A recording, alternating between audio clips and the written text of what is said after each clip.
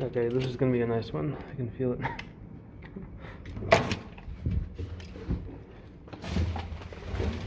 Ooh. Ooh.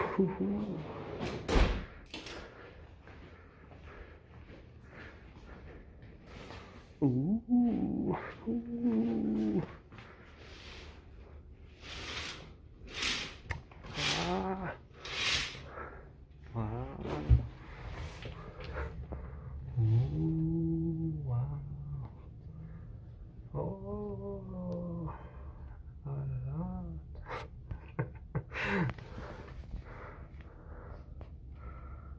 Welcome to Armenia. Wanted to just record a couple of my first impressions. And actually, before I get to that, then obviously yesterday was insane. The whole thing with Dubai. It's still just so weird to me that it worked out. With like if the flight being canceled is one thing, but like being sent to a different location where that connecting flight, yeah, I mean the whole thing was yeah. And like especially I posted about just like what happened, like the circumstances of what got me there, but the moment of walking up to the what was happening was I was wandering around Dubai Mall, which is the biggest mall in the entire world, and I was walking around this mall for an hour. I tried to text Zev, or I tried to WhatsApp him asking where in the mall he was, because he told me that like the McDonald guys were in the mall, and like this is like it's like everywhere you turn it's like a whole another planet of mall, and so I'm walking around, and then I see eventually I was losing hope I'd ever be able to find anyone, and I see a tall person with seats in the distance, and then I see John Deutsch right next to him, and I'm like, oh, Rabbi Ginsburg, and then as I get closer, I see Zev and Ariel are there, and I walked up to them, and it was just like this total moment of like, what, wait, what are you doing here, And Rabbi Ginsburg was like, I don't know who you are. So I explained what it was and why I was there. But yeah, everyone was very nice. It was great to meet everyone. But anyway, so yeah, that day was crazy. Got to the airport, everything went smoothly, and like on the plane, like the first thing that was like unexpected to me was, I guess like I didn't think about geographically like where I was and where I was going to fly from Dubai to Armenia. First of all, you're going west, which I still thought that Armenia would be it'd be either straight up or like a little bit to the east. No, but you're going west, and it's basically you cross the some water, and then the only thing you need to cross that's in the way is Iran. So you're flying over the entire country of Iran, like just like from bottom to top. So I was sitting in a window seat, and like I was just like looking at Iran the entire time, and it was I got to see Iran, and like it was mostly desert, and it was mostly empty, just like a big empty desert, and like I didn't fly over Tehran or anything like that, but like that was cool. And like I was sitting in the so I was looking out, and I was kind of I'm always wondering like what these places are going to be like, and like what the people are going to be like. Is it going to be anything? Do I even have any expectations, or is something gonna like suddenly meet my expectation? Some expectation I didn't know was there, and like that's kind of what happened. That like I was flying over the desert, and then it started getting more like mountainous, and then like after we got into Armenia and more towards the capital, then I started seeing well, first of all, you see Mount Ararat, which is like you can't miss. And that mountain is, first of all, it's not the Mount Ararat like from like you know from like Noah and everything like we no one really knows what mountain that is. It probably is somewhere around here because this region has been called something like that for thousands and thousands and thousands of years. Um, but just this giant mountain almost looks like Mount Rainier, but it's also not in Armenia. It's in Turkey. It's right across the border, but you can see it from the capital. I can see it outside my hotel window.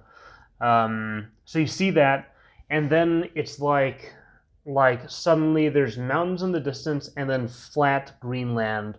And for some reason, when I saw that, I was like, like this is Central Asia. And I'm like, I'd never been to Central Asia before, so like somehow that met an expectation of mine of like maybe we're not on the steppe, I don't think, but like the flat grasslands and like mountains, like that kind of mix, really like something clicked of like, okay, this is what it's like.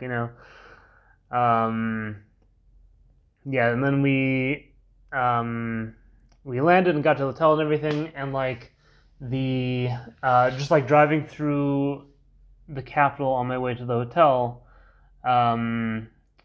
like kind of the look of the place is like there's all these like austere buildings made out of like these kind of fat, squarish, dark bricks, and they're like old buildings, like tough old buildings. Excuse me. And then there's also like a bunch of apartment buildings and kind of like shops, and like they're all kind of like in kind of a state, like everything looks kind of like old and not kept up so well. And then like it's kind of the same with the cars. The cars are all these. They're like the post-Soviet cars, like Ladas and stuff like that, and like everything kind of has like a slightly like it was a weird like it was weird to center myself with exactly where things were, because I'd just come from a place where there was real poverty, like real widespread poverty in Africa, and I was comparing it to that, and I was like, no, it's not quite that. Like people have cars here, and people have, roof over their heads, and people, there's like, people are going to like supermarkets and stuff like that. Like they're not subsistence farmers or anything, and knowing Armenians, knowing that like they're well educated and they have like the skills of like the modern world and stuff like that. Like this is not people who are these are not forest people in the jungle. Like this is a modern country, but also kind of just like the looking at the apartment buildings, and they're kind of like in bad shape, and like at the I went to a grocery store today, and like it was like smaller, and like and like I realized exactly kind of where this was. Like it hit me, and I don't know if this is like a taboo term, like if this is like a rude term or something like this. So I don't know if I'm misunderstanding, but second world really is what describes a place like this. And like as soon as I landed on the term, then it reminded me of Ulaanbaatar in Mongolia. That it was kind of the same level of like, okay, like people are not that rich here, and there are rich people and there are poor people, but like it's just not a place where there's tons and tons of wealth. Like I remember one time I was in, I took a taxi from Jamaica Station in Queens back to Far Rockaway when I missed the last LAR. There's a big gap in the middle of the night, and I was talking to the guy who was from Jamaica, like from like the Caribbean Jamaica, and he had just moved here, and I was asking like how he liked it, and he was like, here you just take, there's money everywhere, you just take a vacuum cleaner and you just suck it up, and like these Central Asian countries, or like these post-Soviet countries, it's like there's not money that you can just suck up with a vacuum, and they're not poor, they're not like dirt poor, it's that's kind of where they're at. So that was kind of the feel that summed it up in my mind, kind of like what what I was seeing in this country, kind of just as far as and then the second thing, this is kind of like physically, that was kind of physically like where things were, with like the inanimate objects, but then the people, also just like their own thing, that didn't fit into any category. That like I was looking at some of them, and some of them have like very distinctly Middle Eastern features, like darker skin and certain kinds of facial features, and then other people, like my taxi driver, had like lighter skin and like bright blue eyes, and like he kind of looked like a normal, like kind of your average like Russian type person, and maybe he has like ancestry that's more like from like that part. But then there's like other people, like there's a girl who's sitting like in the same row as me, who had like black hair, light skin, and blue eyes, and like kind of Middle Eastern features. It's kind of the similar mix as what you see with like Israelis, that like you'll see